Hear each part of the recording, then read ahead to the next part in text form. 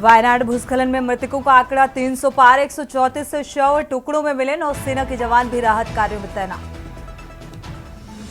मलबे के ढेर में जिंदगी की तलाश, शिमला, कुल्लू, मंडी में रेस्क्यू जारी। अब तक 6 की मौत और 47 लापता। उत्तराखंड में भूस्खलन से सड़क मार्ग बाधित। तो भूस्खलन के कारण प्रदेश में 159 सड़कें बंद। मलबा और बोल्डर आने से 159 मार्गों पर आवागमन ठप। अयोध्या गैंगरेप आरोपी सपा नेता की बेकरी पर चला बुलडोजर। पीड़ित बच्चे संभलकर योगी के मंत्री फूट फूट कर रहे। आईपीएस अधिकारी दलजीत सिंह चौधरी को बीएसएफ का अतिरिक्त प्रभार अभी संभाल रहे एसएसबी के महानिदेशक का पद। और ताजमहल में घुसकर 2 युवकों ने मकबरे पर चढ़ाया गंगाजल। ओम का चिपकाया स्टिकर। दावा ये तजो महाले शिव मंदिर। हुई गिरफ्तारी। आप देख रहे हैं के न्यूज, खबरों का सारथी।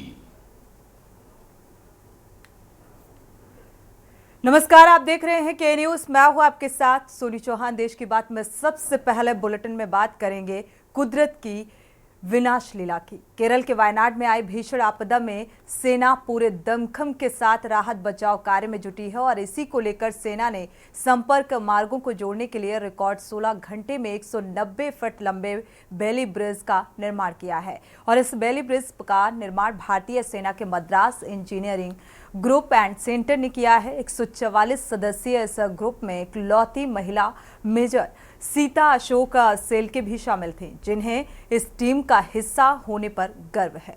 देखिए ये रिपोर्ट।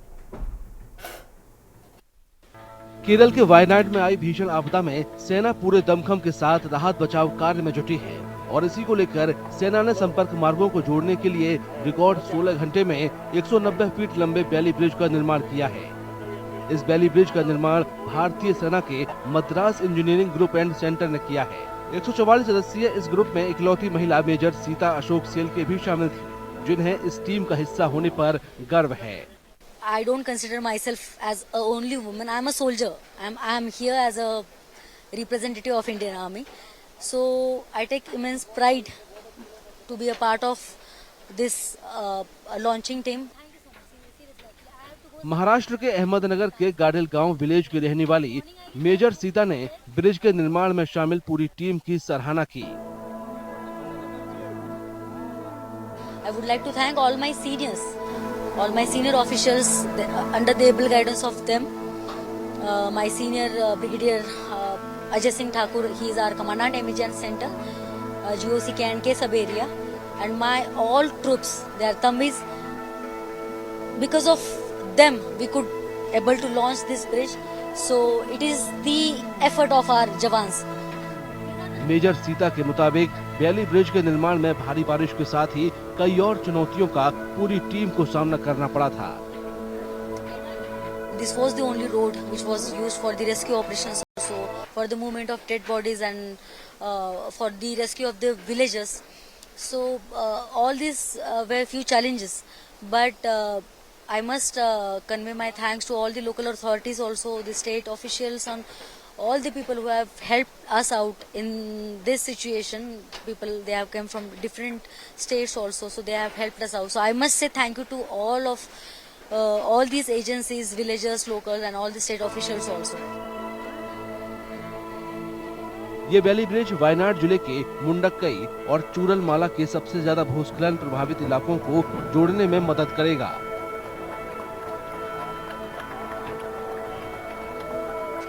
ये ब्रिज इरुवा झुंझिया पुझा नदी पर बनाया गया है।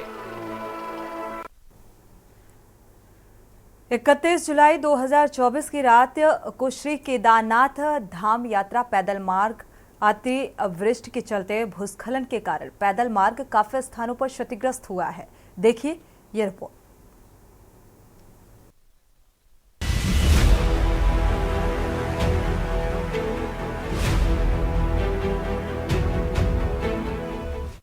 जुलाई 2024 की रात्रि को श्री केदारनाथ धाम यात्रा पैदल मार्ग अतिवृष्टि के चलते हुए भूस्खलन के कारण पैदल मार्ग काफी स्थानों पर क्षतिग्रस्त हुआ है।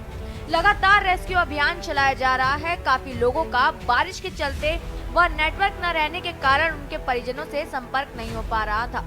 इनमें से रेस्क्यू के उपरांत काफी लोगों का उनके परिजनों से संपर्क हो गया है और अधिकांश लोग अपने घर पर सकुशल भी पहुंच गए हैं।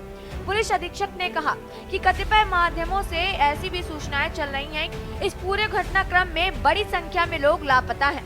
उन्होंने कहा कि जितने भी लोगों की सूचना पुलिस के पास है, लगभग सभी अपने घरों को पहुंच गए हैं। किसी भी तरह से अगर कोई भ्रामक सूचनाएं फैलाता है तो उस पर विश्वास न करें। अगर आपका परिजनों से संपर्क नहीं हो रहा है तो पुलिस से जरूर संपर्क करें। 31 जुलाई को केदारनाथ एरिया में जो है भारी बारिश की वजह से काफ़ी जगह पे लैंडस्लाइड हुआ है और उसकी वजह से रोड भी क्षतिग्रस्त हुई है। लगातार जो है उसके लिए रेस्क्यू ऑपरेशन जो है वो चलाया जा रहा है। काफ़ी लोगों का जो है क्योंकि नेटवर्क कनेक्टिविटी ना होने की वजह से और बारिश की वजह से अपने परिवारजनों से संपर्क नहीं हो पा रहा था, परंतु जब उनका रेस्क्यू किया गया तो काफ़ी लोगों ने अपने परिवारजनों से संपर्क भी किया हुआ है और काफ़ी लोग अपने घरों पे जो है सकुशल पहुँच भी गए हैं। कुछ जगह पे ऐसी सूचनाएं चल रही है कि काफ़ी लोग मिसिंग हैं, तो जितने भी लोगों की हमारे पास सूचना आई है वो ऑलमोस्ट सभी लोग अपने घरों पे जो है वो पहुँच गए हैं। तो किसी भी तरह की ऐसे अगर कोई भ्रामक सूचनाएं फैलाता है तो उसमें विश्वास न करें। अगर आपका परिवारजनों से संपर्क नहीं हो रहा है तो पुलिस से जरूर संपर्क करें। जिला प्रशासन और पुलिस प्रशासन जो है रुद्रप्रयाग में आपके सहयोग के लिए है। आप जो आपके परिवारजनों से संपर्क नहीं हो पा रहा है उसका कारण ये हो सकता है कि मौसम खराब होने की वजह से या कनेक्टिविटी ना होने की वजह से ये स्थिति बनी हुई है। किसी भी तरह की भ्रामक जिला प्रशासन व पुलिस प्रशासन रुद्रप्रयाग में आपके सहयोग के लिए है। परिवारजनों से संपर्क न हो पाने का कारण ये है कि मौसम खराब होने व नेटवर्क की समस्या के चलते ये समस्या बनी हुई है। किसी भी प्रकार की भ्रामक सूचना से बचे। जिला पुलिस व जिला प्रशासन के स्तर से हेल्पलाइन नंबर का विवरण जारी किया गया। डेस्क रिपोर्ट के न्यूज इंडिया।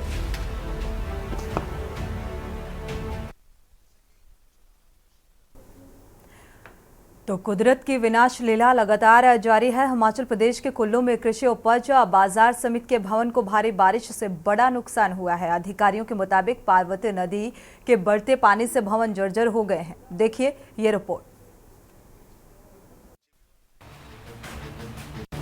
हिमाचल प्रदेश के कुल्लू में कृषि उपज बाजार समिति के भवन को भारी बारिश से बड़ा नुकसान हुआ है।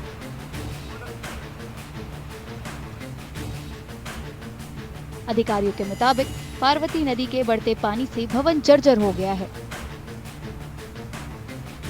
परसों शाम को जो है यहाँ पर बादल फटा और कुछ एक डैम का हिस्सा लीकेज कर गया।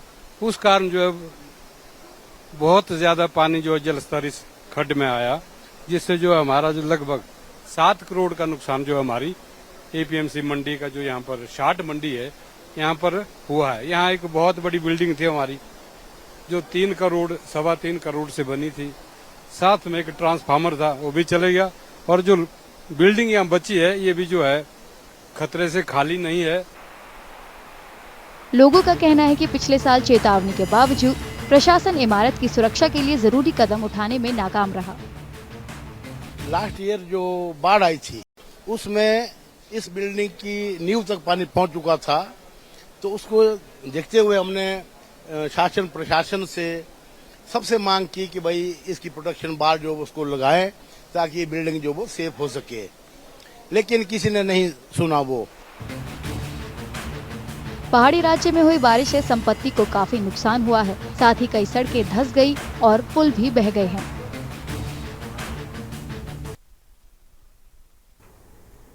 हिमाचल प्रदेश के 3 जिले शिमला, कुल्लू और मंडी में बादल फटने से आई बाढ़ की वजह से भारी तबाही हुई और अभी तक 45 लोग लापता हैं, जिनकी तलाश के लिए रेस्क्यू ऑपरेशन लगातार जारी है। देखिए ये रिपोर्ट। हिमाचल प्रदेश के 3 जिले शिमला, कुल्लू और मंडी में बादल फटने से आई बाढ़ की वजह से भारी तबाही हुई है। अभी तक 45 लोग लापता हैं, जिनकी तलाश के लिए रेस्क्यू ऑपरेशन लगातार जारी है। अधिकारियों के मुताबिक 3 और शवों की बरामदगी के साथ मरने वालों की संख्या अब तक 8 हो चुकी है। सबसे ज्यादा तबाही कुल्लू जिले के निर्मंड, सेंच और मलाड़ा, शिमला जिले के रामपुर और मंडी के पधर इलाके में हुई है। यहाँ अचानक आई बाढ़ में कई घर और रास्ते बह गए। मुख्यमंत्री सुखविंदर सिंह सुक्खू ने शिक्षा मंत्री रोहित ठाकुर के साथ शिमला और कुल्लू जिलों की सीमा पर समेज इलाके का दौरा किया और वहां पर पीड़ितों से बातचीत की। सीएम ने प्रभावित लोगों के लिए राहत पैकेज की भी घोषणा की है। अभी तो हमें कुछ उम्मीद जो बचेगी किसी जान को बचाया जा सके उस दृष्टि से हमारी सरकार कार्य कर रही है। अभी फौरी राहत के तौर पर गांव में रहने वाले जो भी परिवार बेघर हो गए हैं 5,000 रुपया महीने का किराया आने वाले समय अगले 3 महीने तक सरकार देगी। 3 महीने तक उनका रहना खाना पीना सब सरकार के द्वारा दिया जाएगा। 50,000 रुपया इमीडिएटली कपड़ों के लिए दिया जाएगा। जब तक कि आपदा राहत पैकेज की घोषणा नहीं होती है तब तक अब ये 24 घंटे के भीतर उनको उपलब्ध करवा दिया जाएगा। कुल्लू जिले के मणिकरण इलाके में मलाड़ा सेकेंड पावर प्रोजेक्ट की साइट पर फंसे अब तक 33 लोगों को बचाया गया है। इनमें 29 लोगों को गुरुवार रात को और 4 लोगों को शुक्रवार सुबह बचाया गया। एनडीआरएफ के अधिकारियों के मुताबिक बारिश की वजह से टनल की दीवार और रास्ता टूट गया था और बैराज में पानी घुस गया था। हालांकि एनडीआरएफ और होमगार्ड की टीमें लोगों को बचाने में कामयाब रही। विद द हेल्प ऑफ जो हमारे पास रोप थ्रो गन है उससे जो है हमने थ्रो किया, उनके पास जो है अप्रोच बनाई। देन हमारे जो रेस्क्यूअर है उनको हमने पार भेजा। उस पार भेज के जो है सेफली उनको हार्नेस और कैराबिनर्स पुल्ली का इस्तेमाल करते हुए सेफली जो है डिले देते जो है हमने चारों को सेफली जो है रेस्क्यू करके जो है पुलिस और होमगार्ड के हैंड ओवर किया है। पिछले कल तो 29 लोगों को निकाला गया है। आज जो 4 लोग जो क्रिटिकल कंडीशन में थे, टनल के अंदर थे, वो जो फंसे हुए थे वो ऐसी सिचुएशन पर थी, बीच में दरिया थी और वो उनको जाने आने के लिए कोई भी रास्ता नहीं था। तो उनको निकालने के लिए आज हिमाचल होमगार्ड की टीम और उसके बाद एनडीआरएफ की टीम स्पेशल पिछले कल से यहाँ पर डिप्लॉयड थी और उसके बाद अभिमास की भी टीम आई थी यहाँ और लोकल जितनी भी रेस्क्यू टीमें हैं सब ने मिलकर जो है इस जो हमारा रेस्क्यू ऑपरेशन है इसको अमली जामा पहुंचाया। रेस्क्यू किए गए लोगों ने बचाव दल और प्रशासन को धन्यवाद दिया है। 31 तारीख की शाम को फंसे हुए हैं और देर रात 3 बजे से फंसे हैं और मैं बहुत बहुत धन्यवाद करूंगा एनडीआरएफ टीम का और पूरे प्रशासन का। हम अच्छे से सही सलामत है। कोई नहीं, एक दिन ही फंसे थे हम, दूसरे दिन हमें रेस्क्यू कर लिया गया। नहीं, कोई परेशानी नहीं थी हमें, सब मैनेजमेंट हमारे साथ थी, एडमिनिस्ट्रेशन हमारे साथ था। सबसे ज्यादा नुकसान शिमला जिले के रामपुर सब डिवीजन के समेज इलाके में हुआ है, क्योंकि बुधवार रात श्रीखंड महादेव मार्ग के पास बादल फटने से सरपारा, गानवी और कुरबन नालों में अचानक बाढ़ आ गई थी। बादल फटने से शिमला और कुल्लू दोनों जिले प्रभावित हुए हैं। अधिकारियों के मुताबिक राज्य में बादल फटने से 30 से ज्यादा घर, 6 दुकानें बह चुकी हैं। साथ ही कई पुल और सड़कें बहने से संपर्क मार्ग भी टूट गया है। राज्य के इमरजेंसी ऑपरेशनल सेंटर के मुताबिक 27 जून को मानसून की शुरुआत के बाद से अब तक बारिश से संबंधित घटनाओं में 73 लोगों की मौत हो चुकी है और राज्य को 649 करोड़ रुपए का आर्थिक नुकसान भी हुआ है। तो शिमला में शनिवार सुबह बादल फटने से बाढ़ आ गई और इससे सड़कें पूरी तरीके से बंद हो गई और ट्रैफिक की स्थिति बन गई। देखिए ये रिपोर्ट।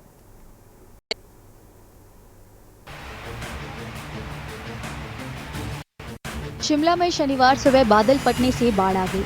इससे सड़कें बंद हो गई और ट्रैफिक जाम हो गया।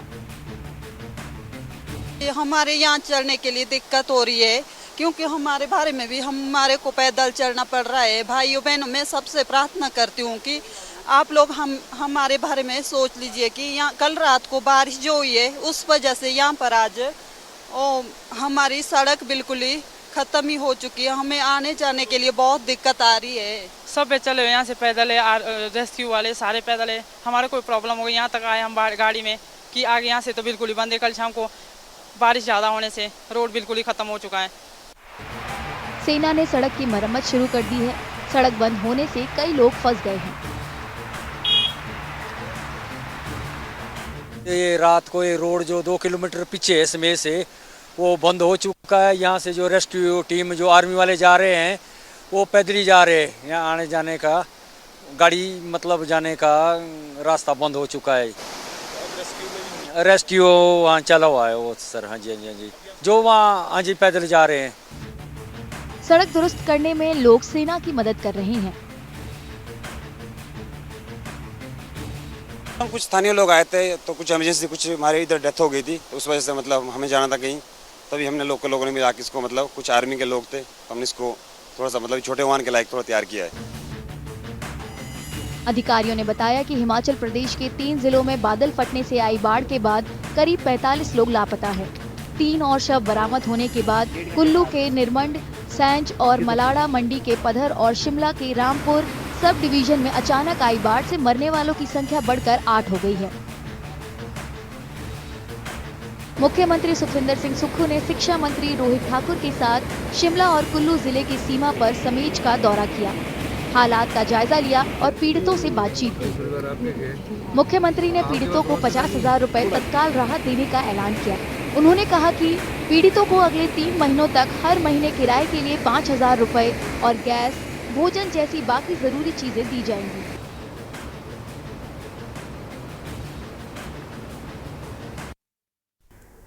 तो कुदरत की विनाश लीला में फिलहाल बस इतना ही। वक्त एक छोटे से ब्रेक का, लौटेंगे जल्द। आप देख रहे हैं के न्यूज, खबरों का सारथी। ब्रेक से वापस आ रहे हैं। रायबरेली से खबर सामने आ रही है। बिजली कटौती के विरोध में कांग्रेस का प्रदर्शन जारी है। सैकड़ों कांग्रेसी इकट्ठा हुए कलेक्ट्रेट परिसर में प्रदर्शन किया। सरकार के विरोध में कांग्रेसियों ने जमकर नारेबाजी की। डीएम दफ्तर के बाहर कांग्रेसियों ने नारेबाजी की और कांग्रेस जिलाध्यक्ष पंकज तिवारी भी इस बीच मौजूद रहे। तो बिजली कटौती को लेकर ये नाराजगी और कलेक्ट्रेट का घेराव कर प्रदर्शन किया। सैकड़ों की तादाद में यहां पर कांग्रेसी इकट्ठा हुए और सरकार के विरोध में ये प्रदर्शन किया गया। तो कांग्रेस के जिलाध्यक्ष की मौजूदगी में डीएम दफ्तर के बाहर कांग्रेसियों ने नारेबाजी की।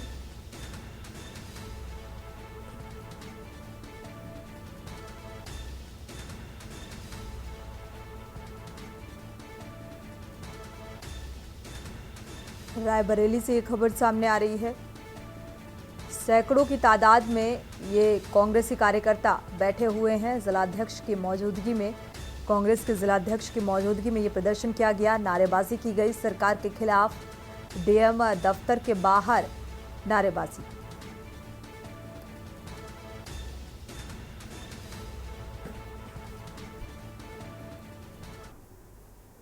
अयोध्या स्थित भदरसा में हुए घिनौने कांड के बाद पीड़ित परिवार ने सीएम योगी आदित्यनाथ से मुलाकात की है और योगी आदित्यनाथ के निर्देश पर कुछ ही घंटों के अंदर कार्रवाई शुरू हो गई।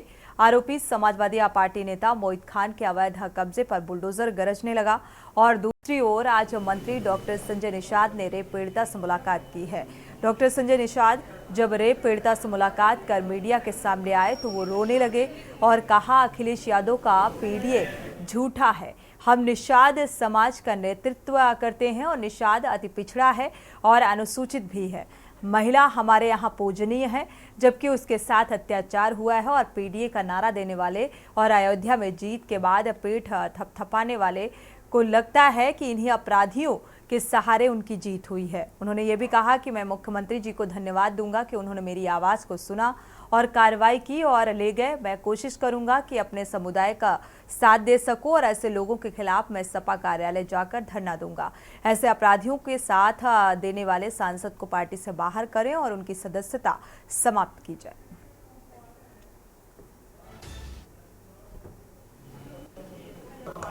देखिए, पहले तो मैं आप समाचार सभी इलेक्ट्रॉनिक के माध्यम से मैं इतना कहूँगा कि अखिलेश का पीडीए आज यहाँ झूठा है और हम निषाद समुदाय का नेतृत्व करते हैं। निषाद अति पिछड़ा है और अनुसूचित भी है। ऐसे में महिला अबला भी है और महिला हमारे यहाँ पूजनीय है। उसके साथ अत्याचार हो और पीडीए का नारा देने वाले और अयोध्या में जीत का पीठ थपथपाने वाले, लगता है कि इन अपराधियों के सहारे उनकी जीत हुई है। अपराधियों को बचाने के लिए आज सपा और कांग्रेस जो पीडीए का नारा देने वाली है उनका मुंह नहीं खुल रहा है।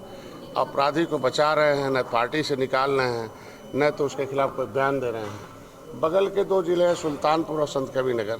निषाद समुदाय ने अपना एक वकील बना के भेजा कि निषाद हैं, आवाज़ उठाएंगे और ऐसा मुँह सिल दिया है कि वो निषाद भी इस निषाद की बेटी के साथ मुँह खोलने के लिए नहीं है। मैं आज के दिन में पीड़िता के न्याय दिलाने के लिए मैंने सदन में आवाज़ उठाई। जैसे मेरे समाज के लोग, मेरी पार्टी के लोग जिस दिन पता चला उसी दिन से खड़े हैं और अंतिम तक जब तक उसे फांसी पर नहीं लटका देंगे तब तक डॉक्टर संजय उसके लिए लड़ाई लड़ेंगे।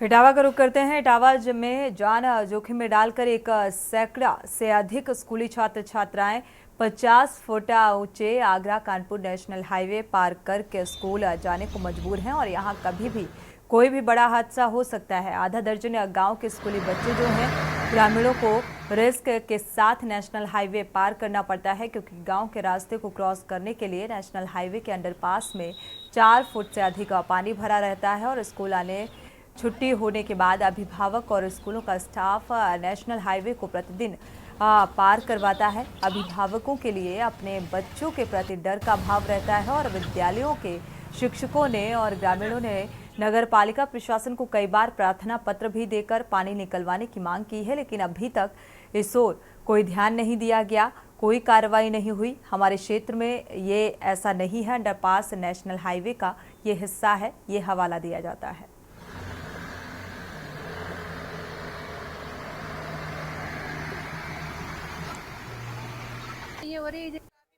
पानी भरा हुआ है और पानी जैसे मतलब कि हम ऊपर से जाते क्रॉस करा के बच्चों को छोड़ने जाते हैं स्कूल में, तो हमें दिक्कत होती है कहीं मेरे बच्चे की लग नहीं जाए, इसलिए पानी की वजह से हम ऊपर से छोड़ने जाते हैं बच्चे को हाईवे से। आपके साथ हो रही है? हम स्कूल जब से बच्चे को कराया तब से स्कूल की समस्या है। बच्चे आपकी छुट्टी में कैसे वापस आते हैं, किस तरीके रास्ते होके वापस आते हैं? सर ऊपर से क्रॉस कराते हैं हाईवे से, तब हम इधर खड़े होते हैं तब सर देने आते हैं बच्चे को। पानी भरा हुआ है पुल में और हम लोग हाईवे क्रॉस करते हैं क्योंकि डर लगता है कहीं गाड़ी आड़ी से, और यहाँ पानी भरा है 4 फुट, क्यों निकल नहीं पाते यहाँ से, वही ये दिक्कत है। कब से यहाँ पानी भरा है? हो गए 1-2 महीने।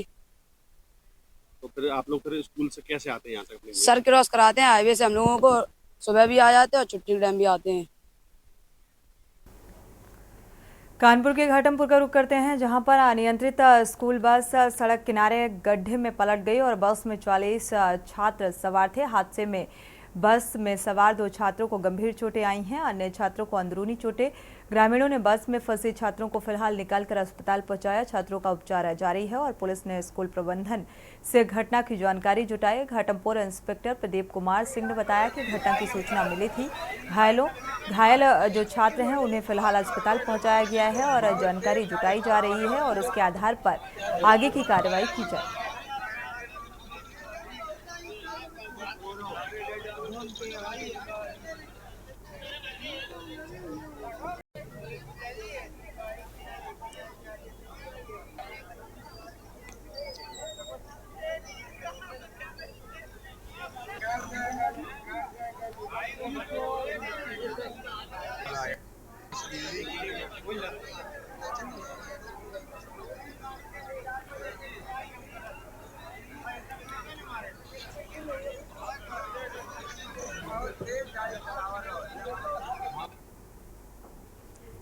बढ़ते आगे, जामिया नेमिया अरबिक कॉलेज में रात सोते समय कक्षा 2 के छात्र आयान की चाकू से हमला करके हत्या कर दी गई। वारदात की जानकारी होने से मदरसे में हड़कंप मच गया और पुलिस ने मौका मुआयना करने के लिए मदरसे का कमरा नंबर 15 सील कर दिया है। प्रधानाचार्य, शिक्षकों और छात्रों से पुलिस पूछताछ कर रही है और जरवा कोतवाली के भगवानपुर गांव निवासी महफूज आलम के बेटे आयान और फरहान तुलसीपुर के इटावा चौराहे के पास सरकार से अनुदानित जामिया नेमिया अरबिक कॉलेज मदरसा में कक्षा 2 में पढ़ते थे। दोनों भाई मदरसे में ही हॉस्टल में रहते थे और आयान और फरहान दोनों अन्य साथियों के साथ कमरा नंबर 15 में सोए हुए थे और साथ में सो रहे अन्य छात्र जब उठे तो देखा कि आयान खून से लथपथ है और शोर मचाया। अन्य कमरों के छात्र और शिक्षक तुरंत पहुंचे और आयान की तब तक मौत हो चुकी थी।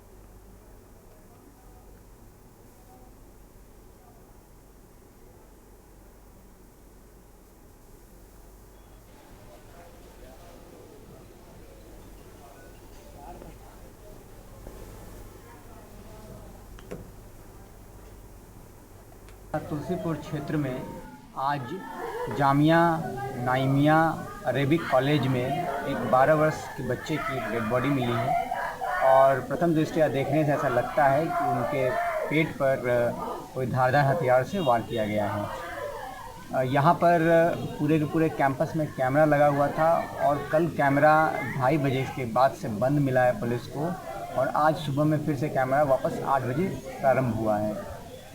हम लोगों को संदेह है कि कुछ ना कुछ यहाँ किसी हुआ है जिसमें कैमरा को शायद जानबूझ के ऑफ किया गया है, और हम लोग जो भी जिन पे भी संदेह है सबसे पूछताछ कर रहे हैं। पूछताछ करके जल्द से जल्द इस घटना का अनावरण करेंगे। खबर बिजनौर से है, जहां एक कांवड़ यात्री की बाइक मुस्लिम युवक की बाइक से टकराई है और हादसे में 2 कांवड़ यात्री मामूली रूप से घायल हो गए। बाइक सवार के खिलाफ कार्रवाई की मांग को लेकर कांवड़ियों ने जमकर हंगामा शुरू कर दिया और कांवड़ियों का आरोप है कि पास में स्थित एक अस्पताल पर खड़े कुछ लोगों ने बाइक सवार को मौके से भगा दिया। थाना अध्यक्ष ने पुलिस बल के साथ मौके पर पहुंचकर गुस्साए कांवड़ियों को भरोसा दिलाया, तब जाकर कांवड़िए शांत हुए।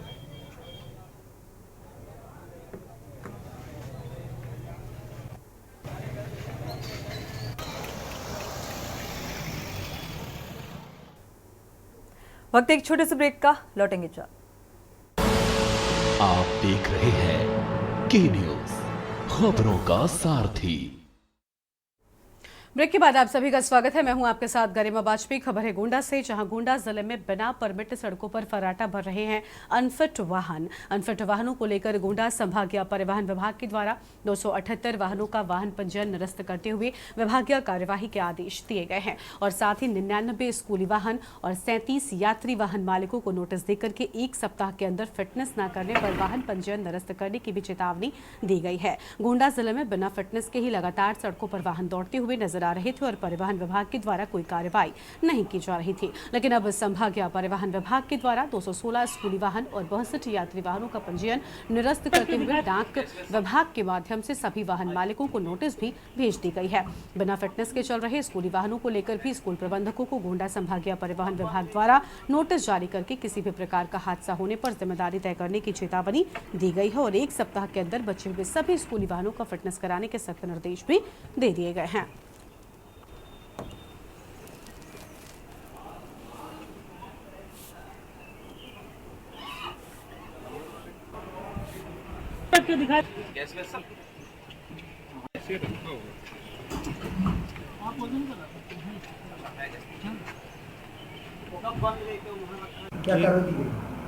जो गाड़ियाँ बिना फिटनेस की चल रही हैं, खास करके स्कूल बसेस, इन पर विशेष कार्रवाई की जा रही है।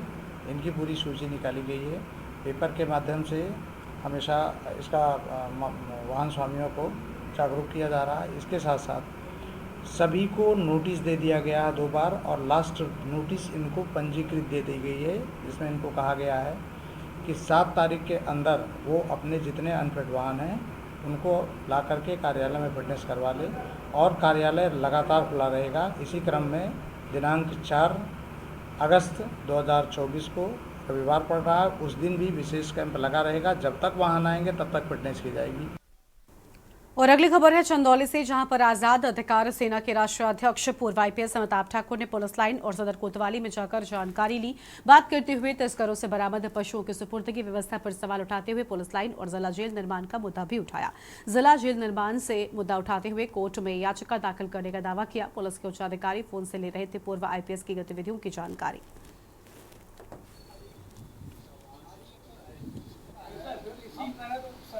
देखिए, हमारी पार्टी का उद्देश्य कि जहां गलत हो रहा हो, जहां अन्याय हो रहा हो, उसमें हस्तक्षेप कर पाएं। चंदौली में विशेष करके चूंकि ये मुहाना है बिहार का, यहाँ से बहुत सारी गाड़ियाँ गुजरती हैं। यहाँ पशुओं की जो बरामदगी होती है उसके रख रखाव को लेके कुछ गंभीर शिकायतें हमें मिल रही थी, प्राप्त हो रही थी, जिनमें यह था कि वो जिन्हें दे दी जाती है उनके द्वारा बेच दिया जाता है। आज यहाँ आके जो सिस्टम मैंने बातचीत की उसमें यह ज्ञात हुआ कि उसमें उनके फ़ोटो और वीडियो वगैरह नहीं लिए जा पा रहे हैं और एक लंबे समय से उनका रिकॉर्ड का सत्यापन नहीं हो रहा है। जैसे आज बताया गया कि लगभग 7 महीने में करीब 250 पशु पकड़े गए। वो पशु कहाँ गए, किनके पास गए, किस स्थिति में हैं, तो मैं यहाँ के SP से और इनके वरिष्ठ अधिकारियों से मांग करता हूँ, अनुरोध करूँगा कि जो पशु पकड़े जा रहे हैं उनमें सबों के स्थिति रख रखाव को ज्ञात करें। बहराइच के इंडो नेपाल बॉर्डर रुपईडीहा पर लोगों की शिकायत पर एसडीएम नानपारा अश्विनी पांडे व औषधि निरीक्षक विनय कृष्ण की संयुक्त छापेमारी में आयुष मेडिकल स्टोर बड़ी मात्रा में क्वांटन व नशीली दवाई बरामद हुई। औषधि निरीक्षक विनय कृष्ण ने कहा कि लोगों की शिकायत पर आज एसडीएम नानपारा अश्विनी पांडे, तहसीलदार रुपईडीहा शरीफ अवस्थी व क्षेत्र लेखपालों के द्वारा आज इंडो नेपाल बॉर्डर रुपईडीहा पर मेडिकल स्टोरों की जांच की गई। जांच में आयुष मेडिकल स्टोर पर नशीली दवाएं व नशीले सिरप बरामद हुए हैं। लगातार ऐसे मेडिकल संचालकों पर कार्रवाई होगी।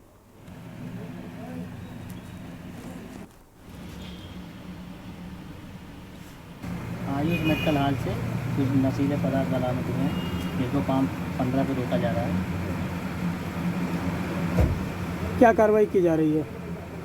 इसको पाम 15 पे रोक के इसको डीएलए के पास भेजा जाएगा, अगली कार्रवाई होगी।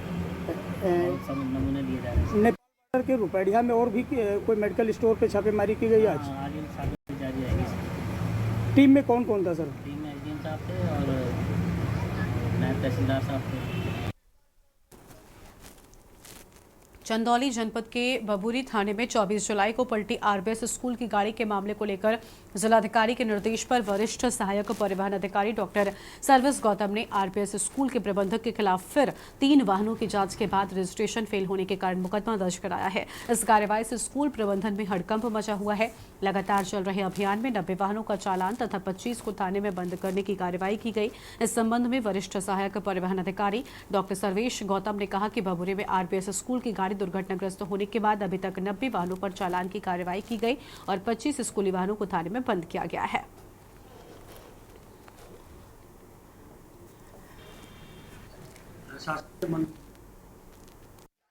कार्रवाई कर रहे हैं और निजी स्कूल में बहुत सारे ऐसे वाहन हैं जो प्राइवेट तौर पे चल रहे हैं, जिनकी फिटनेस और परमिट समाप्त है, बच्चों को ढो रहे हैं, तो उनके विरुद्ध हम लोग कार्रवाई की है। अभी तत्काल हम लोग 2-3 दिन के अंदर में 90 वाहनों के खिलाफ कार्रवाई की है, चालान किए हैं और 25 वाहन हैं ऐसे जिनको हम लोग बंद किए हैं।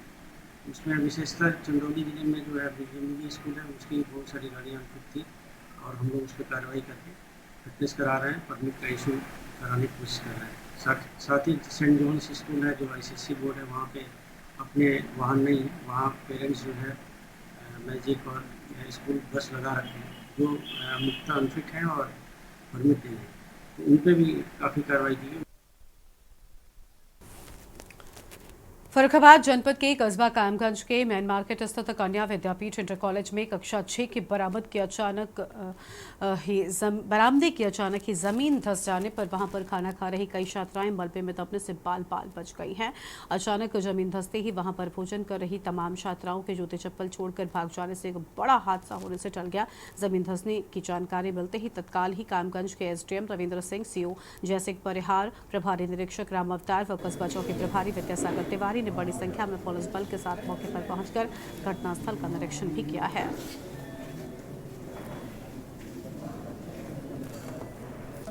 घटना कुछ ऐसी हुई कि विद्यालय काफी बिल्डिंग ग्रामीण है तो उसकी फर्श धंस गई, लगभग 2 फुट फर्श धंस गई है और सारे बच्चे सुरक्षित हैं।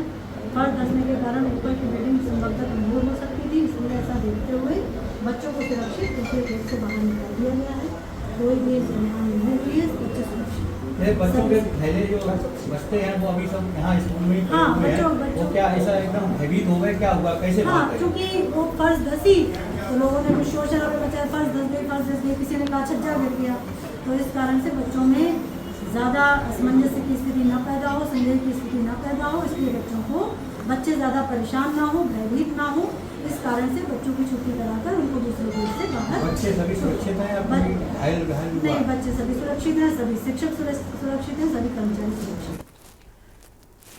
खबर है गोंडा से, जहां पर लखनऊ से सिद्धार्थनगर जाते समय सपा नेता प्रतिपक्ष माता प्रसाद पांडे का गोंडा जिले के अंबेडकर चौराहे पर समाजवादी पार्टी के कार्यकर्ताओं के द्वारा जोरदार स्वागत किया गया। तो वहीं मीडिया से बात करते हुए नेता प्रतिपक्ष माता प्रसाद पांडे ने अयोध्या में हुई गैंगरेप की घटना को लेकर कहा कि पूरी बात हम अभी जान नहीं पाए हैं, हम बाहर थे, लेकिन जो घटना है उसमें जो न्यायोचित कार्रवाई है उसे सरकार को करना चाहिए और जानकारी सही पता करनी चाहिए। इस मामले में कितनी सच्चाई हो और कितनी सच्चाई नहीं, वो सपा के नगर अध्यक्ष को लेकर जब पूछा गया तो नेता प्रतिपक्ष माता प्रसाद पांडे ने कहा कि मुझे अभी इस बात की जानकारी नहीं है।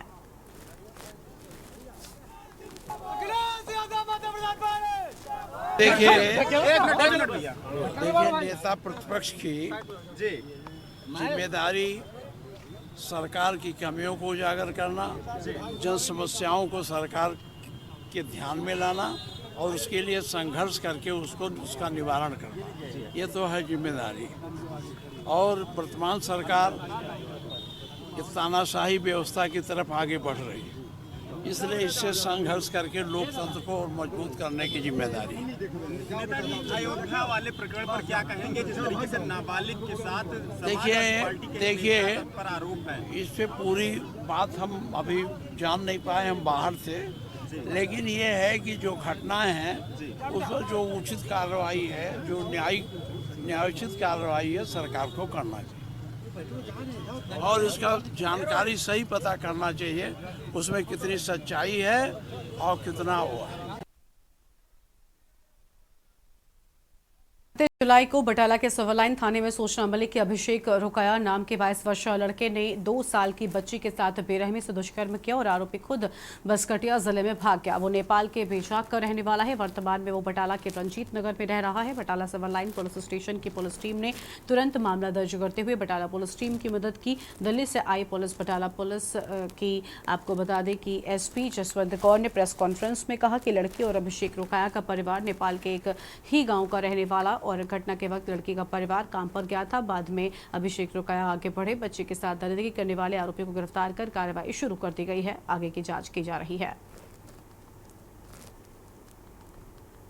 ਮਿਤੀ 29/7/24 ਨੂੰ ਸਾਨੂੰ ਥਾਣਾ ਸਿਵਲ ਲਾਈਨ ਇੱਕ ਸੂਚਨਾ ਮਿਲੀ, ਜਿਨ੍ਹਾਂ ਨੇ ਦੱਸਿਆ ਕਿ 2 ਸਾਲ ਦੀ ਬੱਚੀ ਨਾਲ ਉਸਦੇ ਗੁਆਂਢ ਰਹਿੰਦੇ ਹੀ ਲੜਕੇ ਨੇ ਜਿਹੜਾ ਰੇਪ ਕੀਤਾ ਹੋਇਆ ਵਾ, ਜਿਸ ਦੇ ਸੰਬੰਧ ਵਿੱਚ ਜਿਹੜਾ ਪੁਲਿਸ ਸਾਡੀ ਤੁਰੰਤ ਹਰਕਤ ਵਿੱਚ ਆਈ, ਜਿਨ੍ਹਾਂ ਨੇ ਕਿ ਇਮੀਡੀਏਟਲੀ ਪਰਚਾ ਦਰਜ ਕੀਤਾ। ਤੇ ਉਸ ਤੋਂ ਬਾਅਦ ਸੀਨੀਅਰ ਆਫੀਸਰਾਂ ਦੇ ਹੁਕਮ ਦੇ ਨਾਲ ਜਿਹੜੀਆਂ ਕਿ ਸਾਡੀਆਂ 2 ਟੀਮਾਂ ਜਿਹੜੀਆਂ ਅਸੀਂ ਤਿਆਰ ਕੀਤੀਆਂ, ਜਿਹਦੇ ਵਿੱਚ ਕਿ SHO civil line Prabhjot Singh, inspector CIA Harmeet Singh ji ਔਰ ਟੈਕਨੀਕਲ ਟੀਮਾਂ ਜਿਹੜੀਆਂ ਸਾਡੀਆਂ ਇਹ ਤੁਰੰਤ ਹਰਕਤ ਵਿੱਚ ਆਈਆਂ। ਇਸ ਤੋਂ ਜਿਹੜਾ ਲੜਕਾ ਸੀ ਇਸ ਤੋਂ ਦੌੜ ਕੇ ਜਾ ਚੁੱਕਾ ਸੀਗਾ, ਜਿਨ੍ਹਾਂ ਨੇ ਕਿ ਤੁਰੰਤ ਹੀ ਜਿਹੜੀ ਹਰਕਤ ਵਿੱਚ ਆ ਕੇ ਦਿੱਲੀ और राजस्थान ਜਿਹੜੀਆਂ ਟੀਮਾਂ ਵੱਖਰੇ ਵੱਖਰੇ ਥਾਵਾਂ ਤੇ ਭੇਜੀਆਂ ਗਈਆਂ ਤੇ ਉੱਥੇ ਦਿੱਲੀ ਪੁਲਿਸ ਦੀ ਹੈਲਪ ਦੇ ਨਾਲ ਇਹ ਜਿਹੜਾ ਇਸ ਅਭਿਸ਼ੇਕ ਨੂੰ ਅਸੀਂ ਜਿਹੜਾ ਗ੍ਰਿਫਤਾਰ ਕੀਤਾ ਗਿਆ। रांची से अगली खबर है, जहां सब इंस्पेक्टर की गोली मारकर हत्या कर दी गई। सब इंस्पेक्टर स्पेशल ब्रांच में तैनात थे और शव रिंग रोड से बरामद किया गया है। सीनियर पुलिस अधिकारी मौके पर पहुंचे हैं। मामले की जांच पड़ताल में जुटे हुए हैं। अनुपम कश्यप वर्ग 2018 बैच के दरोगा थे। बड़ी जानकारी आपको हम बता रहे हैं। सीनियर पुलिस अधिकारी मौके पर पहुंचे हैं। रिंग रोड से बरामद किया गया शव, बड़ी जानकारी आपको हम बता रहे हैं। सीनियर पुलिस अधिकारी मौके पर पहुंचे हैं। मामले की जांच पड़ताल में अधिकारी जुटे हुए हैं।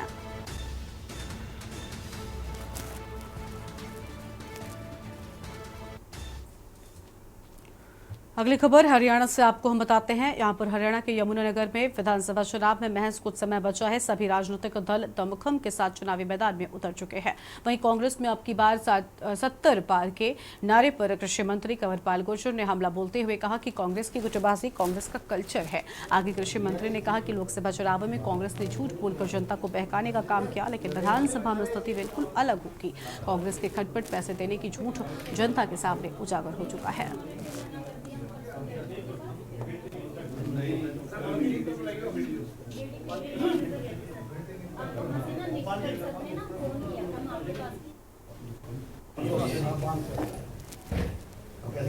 जैसे यहाँ पे दलक है जी, कोऑर्डिनेटर नाम का है ना जी, तो यहाँ पे उसाना चाहिए मेरा नाम कोऑर्डिनेटर। नहीं, कांग्रेस के कहीं लक्षण नहीं है। अब कांग्रेस कुछ भी दे, अगर वो 90 पार भी कह दे, 95 पार भी कह दे, तो क्या अर्थ है? कुछ भी कह सकती है कांग्रेस। लेकिन कांग्रेस के कोई लक्षण इस प्रकार के हैं नहीं कि कांग्रेस की कोई अच्छी स्थिति हो, चाहे उनका आपस के टकराव है और चाहे जनता के बीच में लोकप्रियता की बात है। वो ठीक है, सारी पार्टियां इकट्ठी कि लोकसभा में 5 सीटें वो जीत गए, लेकिन अब की बार जब विधानसभा का चुनाव होगा तब नहीं, क्योंकि कुछ काफी झूठ बोल दिए उन्होंने। जैसे उन्होंने लोगों को बहकाने का काम किया कि संविधान को खत्म कर देंगे, आरक्षण को खत्म कर देंगे, गरीब आदमी को डराने का काम किया। अब उनको पता चल गया कि भी बहकाने वाले लोग हैं। और चाहे उन्होंने फिर ठकाठक पैसे देने की बात की तो लोगों को भी पता चल गया वो भी कुछ होने वाला नहीं है। तो जो झूठ है वो जनता के सामने उजागर होएगा। तो आने वाले टाइम में जो विधानसभा का चुनाव होगा तो निश्चित तौर से ये लोग जो है जिन्होंने पिछली बार भी कांग्रेस को अगर वोट दिया तो अब की बार वोट देंगे। अंबाला में अब लोगों को मृत्यु प्रमाण पत्र बनवाने के लिए निगम के चक्कर नहीं काटने पड़ेंगे। विभाग द्वारा शहर स्थित सभी शमशान घाट के संस्थाओं को ट्रेनिंग दी जा रही है और जिससे मात्र 10 मिनट में ही लोगों को शमशान घाट से उनके परिजनों का मृत्यु प्रमाण पत्र मिल जाएगा। इसके साथ ही आपको बता दें कि लोगों के काम न होने के लिए अक्सर सुर्खियों में रहने वाली अंबाला नगर निगम जो लोगों के लिए अब नरक निगम बन गई है। कई घंटे की इस प्रक्रिया को अब 10 मिनट में पूरा किया जाएगा। यानी अगर कोई व्यक्ति अपने परिचित का मृत्यु प्रमाण पत्र बनवाने जाता है तो उसे शमशान घाट में बैठी हुई संस्था या फिर टीम के सदस्यों से मिलना होगा और मृत व्यक्ति का आधार कार्ड देना होगा। इसके बाद मात्र 10 मिनट के अंदर ही मृत्यु प्रमाण पत्र उन्हें मिल जाएगा। चाहे तो वो ऑनलाइन और ऑफलाइन दोनों ही माध्यम से इस प्रमाण पत्र को ले सकेंगे। सरकार के द्वारा हमारे अर्बन लोकल बॉडी डिपार्टमेंट के द्वारा एक नया पोर्टल बनाया गया है जिसको PPP से भी अटैच किया जाएगा। उसमें ये सुविधा रहेगी कि किसी की अगर डेथ हो जाती है तो डिटेल शमशान घाट में देनी होती है। आधार कार्ड और PPP देते ही उसका तुरंत वहीं से ही डेथ सर्टिफिकेट निकल जाएगा विदिन 5 मिनट्स। ये ऐसा पोर्टल तैयार किया गया। सभी जो शमशान घाट हैं जैसे अंबाला में नोटिस में आया कि 31 शमशान घाट है उनको सभी को रजिस्टर्ड करके होपफुली ये मंडे और ट्यूसडे तक हम इसको एक्टिव कर देंगे। तो आगे से जैसे 1 अगस्त से ही लगा लो कि 1 अगस्त से ऑनलाइन जो सर्टिफिकेट है शमशान घाट से ही जारी हो जाएगा। लोगों को यहाँ आने की जरूरत नहीं पड़ेगी। नहीं, विदिन 5 मिनट्स उसका जैसे ही उसकी आईडी और वो जो फैमिली आईडी देंगे उसी टाइम उसका अपडेट करके निकाल दिया जाएगा। और इसका एक फ़ायदा ये भी होगा PPP में से ऑटोमेटिकली उसका नाम रिमूव हो जाएगा। तो इसको परिवार पहचान पत्र योजना का इसको नाम दिया गया है। तो वहाँ भी अपडेट हो जाएगा और क्रिमेशन होते ही उसको सर्टिफिकेट जारी कर दिया जाएगा ताकि परिवार एक इतने बड़े हादसे से गुजरता है तो उसको बार बार सरकारी दफ्तरों के चक्कर न काटने पड़े। सारी शमशान घाटों में संस्था बनी हुई है, संस्था ही इसको रनिंग कर रही है। अगली खबर आपको हम नालंदा से बताते हैं जहां सीएम नीतीश कुमार ने उद्घाटन किया। सीएम ने पुल का उद्घाटन किया है। 5 करोड़ की लागत से बना है पुल और नौतम प्रखंड में निर्माण हुआ है पुल। कार्यक्रम में कई मंत्री व विधायक मौजूद रहे हैं। बड़ी जानकारी आपको हम बता दें, कई मंत्री व विधायक मौजूद रहे और 5 करोड़ की लागत से बना है पुल। बड़ी खबर आपको हम बता रहे हैं।